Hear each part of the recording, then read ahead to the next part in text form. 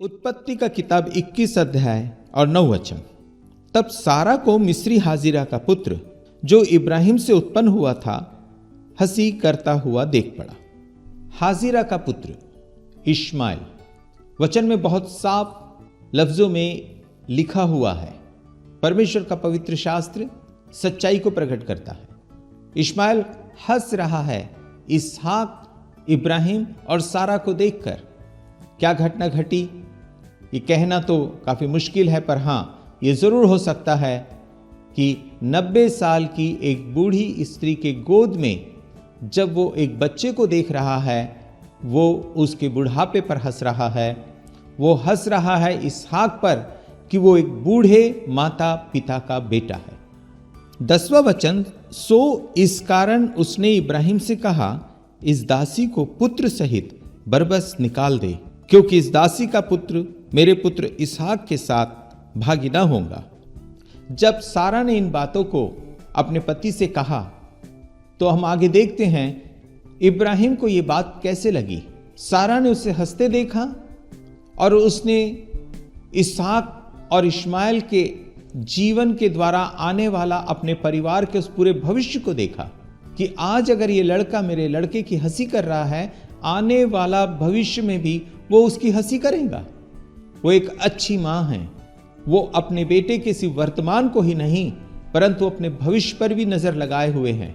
हमें अपने बच्चों की परवरिश, अपने बच्चों की शिक्षाएं जो हम उन्हें दे रहे हैं, उनके भविष्य को देखते हुए हमें उनका मार्गदर्शन करना चाहिए।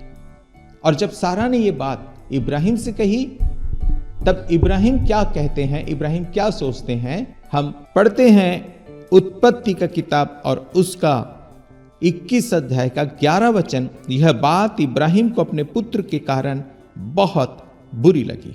2 लाइनों में हम इन वचनों को पढ़ रहे हैं कि इब्राहिम को यह बात बुरी लगी, पर आप अंदाजा लगा सकते हैं कि उस परिवार में क्या कुछ नहीं हुआ होगा, कैसे तनाव की स्थिति पैदा हो चुकी होंगी सारा और इब्राहिम के मध्य में।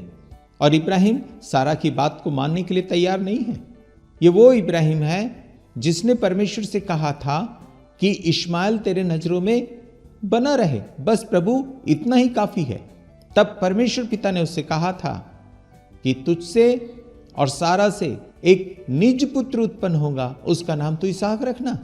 और वो बेटा उत्पन्न हो गया है। परमेश्वर का शास्त्र हमें बताता है वो हाजिरा का पुत्र, और इब्राहिम उस इश्माइल को छोड़ना नहीं चाहता।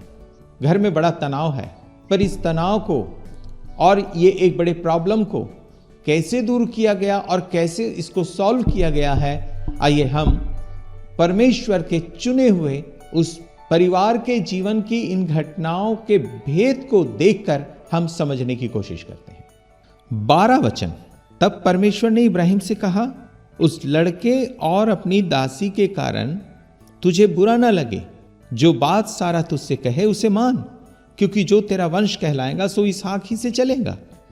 इब्राहिम और सारा में बड़ा वाद विवाद चल रहा है, बड़ा तनाव चल रहा है, और ऐसे समय में परमेश्वर स्वयं इब्राहिम से बातचीत करते हैं और कहते हैं कि तुझे बुरा ना लगे जो सारा ने तुझसे बात कही है, तेरा वंश इसहाक से चलना है। परमेश्वर स्वयं उनके मध्य आकर उनके तनाव को दूर करते हैं। ऐसे प्रॉब्लम को जो वो सॉल्व नहीं कर पा रहे हैं, परमेश्वर ने आकर उसका हल ढूंढकर उन्हें दिया और इब्राहिम से बतलाया कि इस परिवार को बनाए रखने के लिए हमें क्या करना होगा। कई बार हम अपनी समझ का सहारा लेते हैं, हम अपने सोच के मुताबिक हम अपने परिवार के भविष्य को निर्धारित कर लेते हैं। बड़े तनाव पति और पत्नी के बीच, माता पिता और बच्चों के बीच जब चलते हैं, ऐसे समय में हमें एक बात याद रखना है, अगर आपका परिवार परमेश्वर के द्वारा चुना गया है, अगर आपका परिवार विश्वासी परिवार है, तो इस बात को आप जान लीजिए कि आपके परिवार में चाहे किसी भी तरह की मुश्किलातें आ जाए, परमेश्वर उसे दूर करेगा। परमेश्वर उसका हल निकाल कर न बल्कि आपको परंतु आपके परिवार को भी बचाए रखेगा, क्योंकि आपके परिवार के द्वारा परमेश्वर की बड़ी योजना पूरी होनी है, जैसे इब्राहिम के परिवार के द्वारा परमेश्वर की योजना पूरी होनी है। और अगर आपने अपने और अपने परिवार को परमेश्वर के सन्मुख समर्पित नहीं किया है, आज आपका परिवार परमेश्वर के सन्मुख अपने आप को समर्पित करें, यीशु मसीह पर विश्वास करें और संपूर्ण परिवार परमेश्वर की महिमा के कार्यों में लग जाएं, उसकी योजना में शामिल हो जाएं।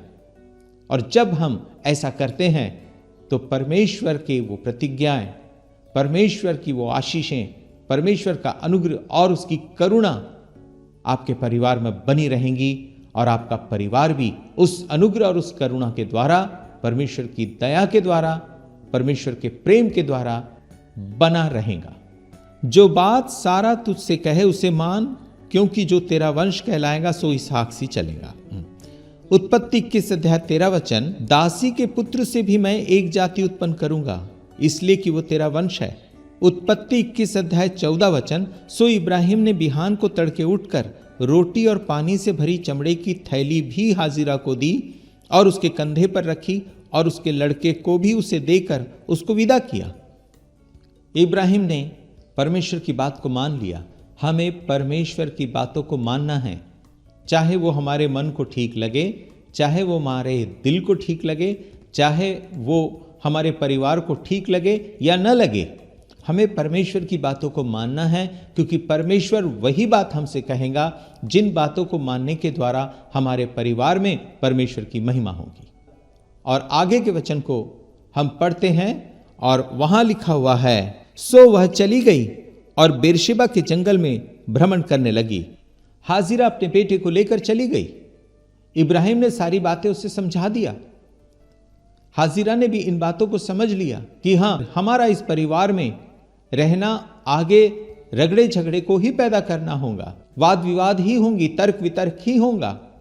सो इससे अच्छा है कि परिवार में रगड़े झगड़े हो, हम अलग हो जाते हैं और अलग होकर शांति से परमेश्वर की महिमा के कार्य को आगे बढ़ाते हैं। 15 वचन, जब थैली का जल चुक गया तब उसने लड़के को एक झाड़ी के नीचे छोड़ दिया। 16 वचन, और आप उससे तीर भर के टप्पे पर दूर जाकर उसके सामने यह सोचकर बैठ गई कि मुझको लड़के की मृत्यु देखनी ना पड़े। तब वह उसके सामने बैठी हुई चिल्ला चिल्ला के रोने लगी। हाजिरा जब बेरशेबा के जंगल में भ्रमण कर रही थी तब उसकी थैली का पानी खत्म हुआ। रेगिस्तान में, बियाबान में, जंगल में वहां पानी मिलना काफी मुश्किल है और आप और मैं ये बात को समझते हैं कि अगर पानी खत्म हो जाए उस इलाके में तो मृत्यु निश्चित है। हाजिरा ने भी यही सोच लिया कि मृत्यु निश्चित है। परमेश्वर ने इश्माएल के विषय में कहा, मैं इससे भी एक जाति उत्पन्न करूंगा। परमेश्वर अपने प्रतिज्ञा का सच्चा है, वो अपने कहे हुए वचन से कभी नहीं मुकरते। हाजिरा एक मां है और उसका बेटा तकलीफों में है। परमेश्वर उस मां की तकलीफ और इश्माएल की तकलीफ को देख रहे हैं। उसने ये विश्वास कर लिया कि अब उसका बेटे का जीवन खत्म हो जाएगा, उसकी मृत्यु उसको देखने न पड़े।